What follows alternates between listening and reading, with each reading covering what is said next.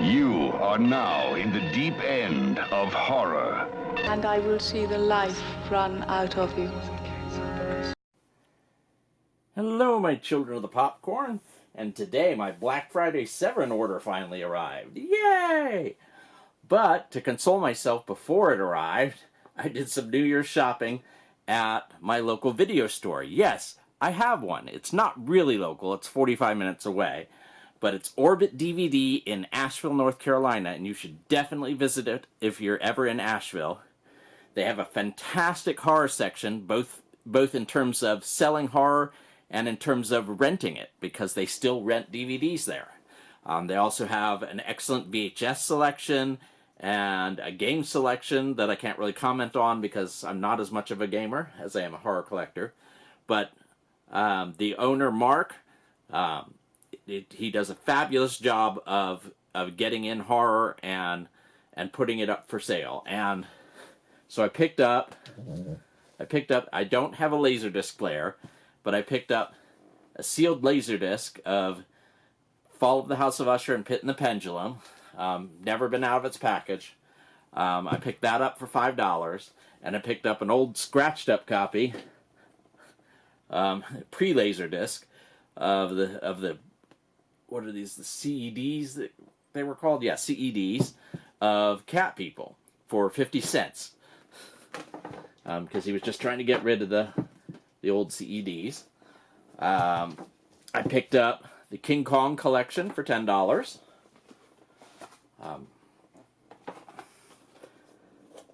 It has the 2-disc collector's edition, or 2-disc special edition of King Kong.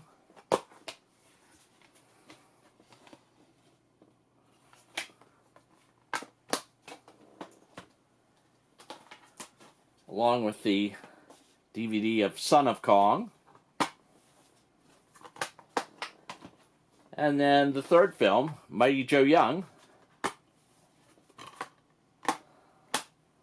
which was the first film that Ray Harryhausen worked on. And Willis O'Brien did the special effects for these films, and all in a nice box. Unfortunately, the Orbit DVD stickers are a little hard to get off, so I'm going to have to use a blow dryer for that. And I shelled out the bucks and picked up Spookies, which has a wonderful, raised lettering on the cover and on the side of the cover. And an eyeball, and the eyeball's also raised. And there's Spookies. It's open because I immediately watched it. And it's a complete mess of a movie, but it's entertaining. The second disc in there has a documentary on the making of Spookies, the making and unmaking of Spookies, and the history of Vipco, the British distribution company. And both documentaries are entertaining. I enjoyed both of them, but if you're not interested in Vipco, then you probably won't enjoy the second documentary because it's pretty dry. But all the crazy stuff that went on in the making of Spookies makes the first one a very entertaining watch. And I shelled out for Tammy and the T-Rex on 4K, no slipcover, and I'm looking forward to watching that. Vinegar Syndrome's first 4K release. But I haven't had a chance to watch it. And as I said, my Severin Black Friday package came in. And it came with an Intervision sticker, as usual, and a Severin sticker, which I appreciate them giving those stickers out. Purchases over $30 came with a free Jack the Ripper Blu-ray, which I'm looking forward to. But, you know, I'm not going to quibble about putting it in a cardboard case because it was a freebie. But I am, of course, going to have to get a case because I wouldn't leave it in a cardboard sleeve. House on Straw Hill I picked up during the sale, and I was so stoked when I opened this up because House on Straw Hill is a Blu-ray DVD combo, and the first some odd thousand, I guess first 1,000 releases or first 2,000 releases came with a bonus DVD, and this one said nothing at all about having a bonus DVD, nor does it on the website. However, mine came with it.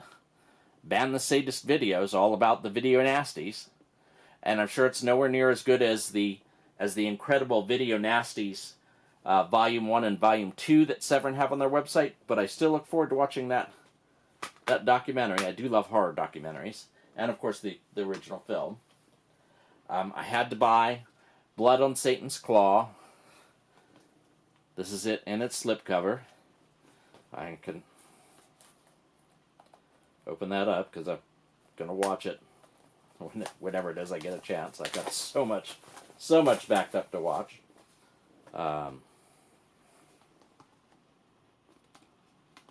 It's a tight slipcover. There we go. Blood on Satan's Claw. It's a laminated insert card.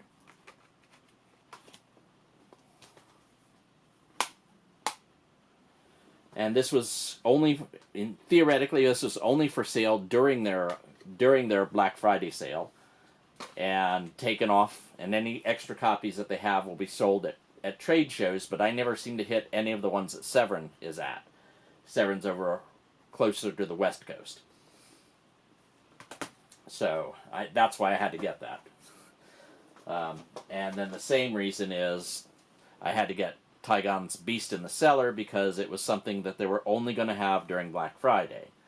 And Severin says it's not a marketing ploy, but it sure got me to purchase them at full price.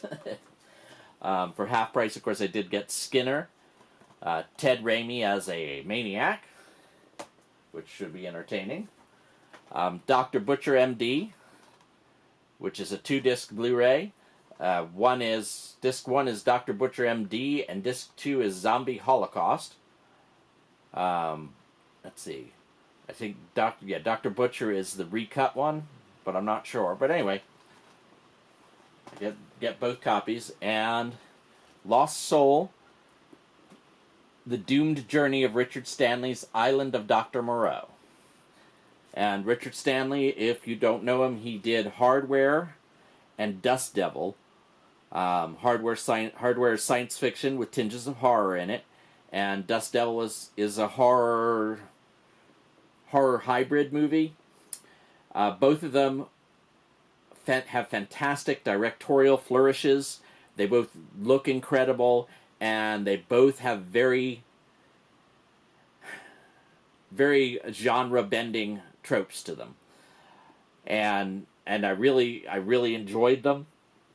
And then he went to make Island of Dr. Moreau with Marlon Brando, and everything went completely to pieces, completely wrong, and this is an excellent documentary on everything that went wrong. And Richard Stanley should be in the news again shortly, because he has The Color Out of Space coming out very soon, with Nicolas Cage, of course, but an H.P. Lovecraft adaptation, and I always love my H.P. Lovecraft adaptations. The 3 discs, the first disc is the documentary itself. The second disc is the H.G. Wells files, one of which is The Island of the Lost, a recently discovered 1921 German version of The Island of Dr. Moreau, an H.G. Wells featurette, and then the third disc is a CD-ROM with an audiobook recording, The Island of Dr. Moreau Unexpurgated, read by Richard Stanley. So, all in all, that was a fun little batch. Thank you for watching.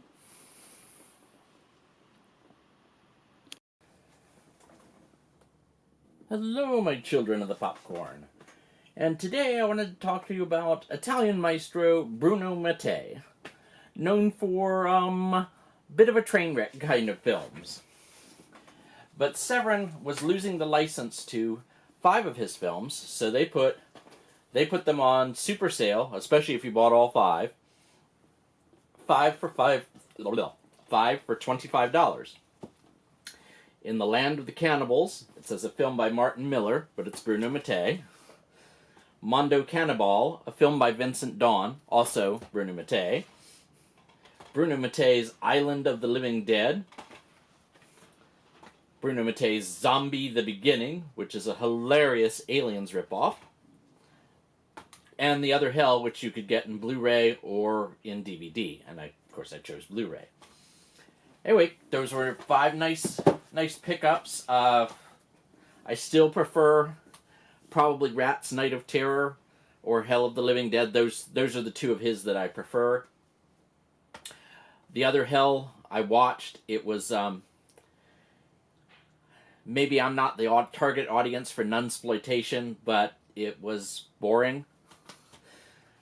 Zombies the Beginning, as a zombie film, it is terrible. As an Aliens ripoff, it's hilarious because it's beat for beat Aliens, except it's zombies.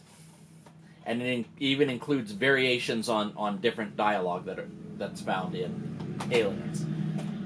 Island of the Living Dead was actually fairly amusing, and the ending scene for Island of the Living Dead is actually the beginning scene for Zombies the Beginning, so it does continue. And I've not watched Mondo Cannibal or In the Land of the Cannibals yet, because I'm not a huge fan of the cannibal genre, but I will get around to watching them, of course. Thank you.